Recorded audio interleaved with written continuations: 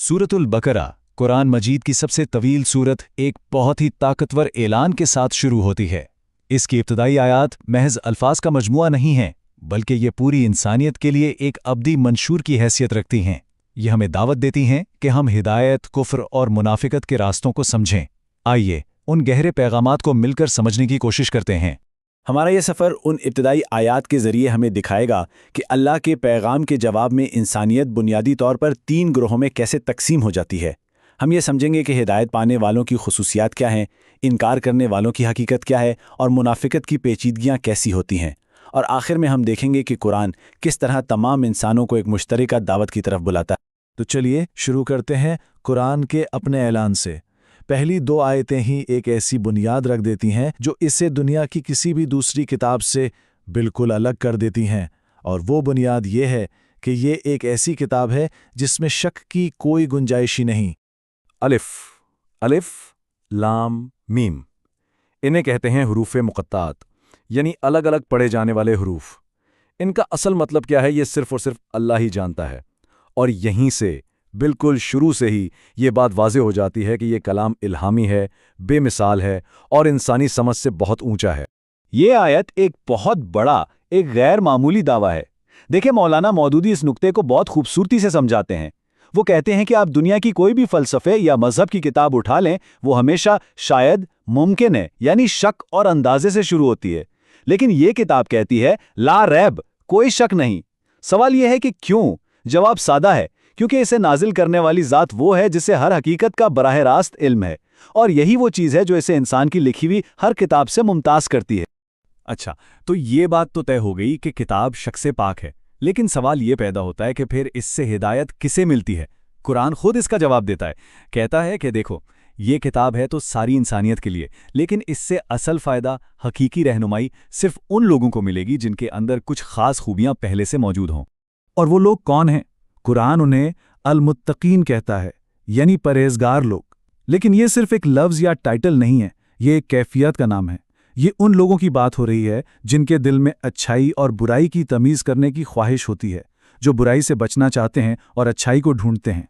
समझें कि ये एक तरह की ज़हनी और रूहानी तैयारी है, जिसके बगैर कुरान की हिदायत दिल में नहीं उतरती। तो फिर इन मुत्तकीन की सिफ़ात क्या हैं? आयात 3 से 5 हमें 5 बुनियादी बातें बताती हैं।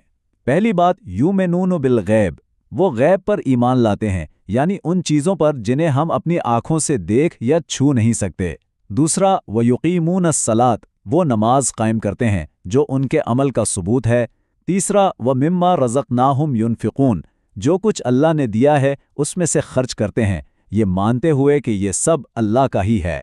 चौथा, वो उस किताब पर भी ईमान लाते हैं जो नबी मोहम्मद सल्लल्लाहु अलैहि वसल्लम पर नाजिल हुई, और उन किताबों पर भी जो उनसे पहले आएं।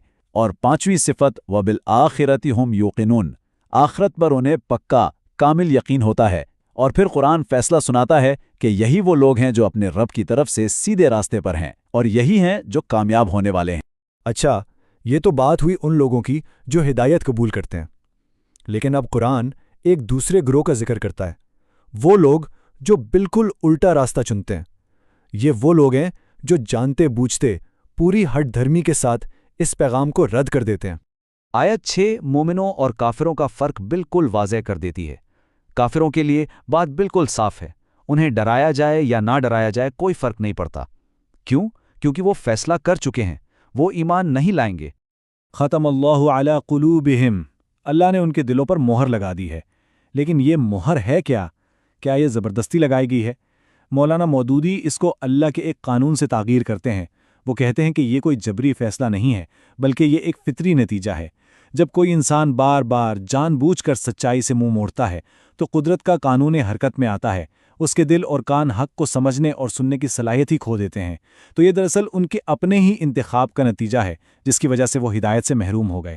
तो हमने 2 ग्रोहों को देख लिया, एक ईमान वाले, दूसरे साफ इनकार करने वाले। लेकिन अब कुरान एक तीसरे ग्रोह की तरफ आता है, और ये ग्रोह इन दोनों से ज़्यादा पेचीदा और शायद ज़्यादा ख़तरनाक भी हैं। ये हैं मुनाफिकीन।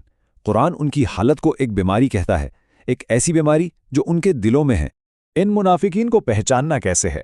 इनकी सबसे बड़ी निशानी इनके कौल और फेल का खुला तजाद है। ज़ुबान से कहते हैं कि हम ईमान लाएं, लेकिन अंदर ही अंदर अल्लाह और ईमान वालों को धोखा देने की कोशिश में लगे रहते हैं। दावा करते हैं कि हम तो इस्लाह चाहते हैं, लेकिन हकीकत में ज़मीन पर फसाद मचाते हैं। यही इनके दिल की बीमारी है, शक, दिखावा, खुदगर्जी, और इसी बीमारी ने उन्हें सच्चाई देखने से अंधा कर दिया है। अल्लाह उनकी हालत को समझाने के लिए एक मिसाल देता है। सोचें, एक शख्स है जिसने आग जलाई। उसकी रोशनी में उससे आसपास सब कुछ नजर आने लगा, लेकिन जैसे ही रोशनी फैली, अल्लाह ने वो रोशनी ही छीन ली और उसे घप अंधेरे में छोड़ दिया। ये उन मुनाफिकीन की मिसाल है। उन्होंने हक की रोशनी को एक लम्हे के लिए देखा, लेकिन उनकी अपनी मुनाफिकत की वजह से वो रोशनी उनसे ले ली गई और अब वो अंधेरों में भटक रहे हैं। मौका मिला था मगर गवा दिया। फिर एक और मिसाल दी जाती है। तसव्वुर करें कि आसमान से तेज बारिश हो रही है, जिसमें अंधेरा भी है, बादलों की गर्ज भी है और बिजली की चमक भी। जब बिजली चमकती है और रास्ता नजर आता है तो कुछ कदम चल पड़ते हैं, और जैसे ही अंधेरा होता है वहीं खड़े हो जाते हैं। ये उनके कमजोर ईमान की तस्वीर है। जहां आसानी होती है वहां इस्लाम पर चलते हैं, जहां मुश्किल आती है वहीं रुक जाते हैं। तो अब तक हमने 3 तरह के लोगों को देख लिया: ईमान वाले, इनकार करने वाले और मुनाफिक। इन तीनों गुरोहों की वजाहत के बाद अब कुरान अपना रुख सबकी तरफ मोड़ता है, पूरी इंसानियत की तरफ। और ये एक आलमगीर दावत है जो किसी रंग, नस्ल या कौम के लिए नहीं, बल्कि हर इंसान के लिए है। या अय्युहन्नास, ए इंसानों, ये अल्फाज बहुत अहम हैं। हम बात किसी खास गिरोह से नहीं हो रही, ये पूरी इंसानियत से खिताब है। हर एक इंसान को दावत दी जा रही है कि वो अपने पैदा करने वाले की इबादत करे। एक ऐसी दावत जो हर ज़माने और हर इंसान के लिए है। और अगर किसी को फिर भी शक है कि ये कलाम अल्लाह का है या नहीं, तो कुरान एक खुला चैलेंज देता है। फरमाया, अच्छा, अगर तुम सच्चे हो तो इस जैसी एक सूरत ही बनाकर ले आओ और अल्लाह के सिवा जिसको मदद के लिए बुलाना है बुला लो।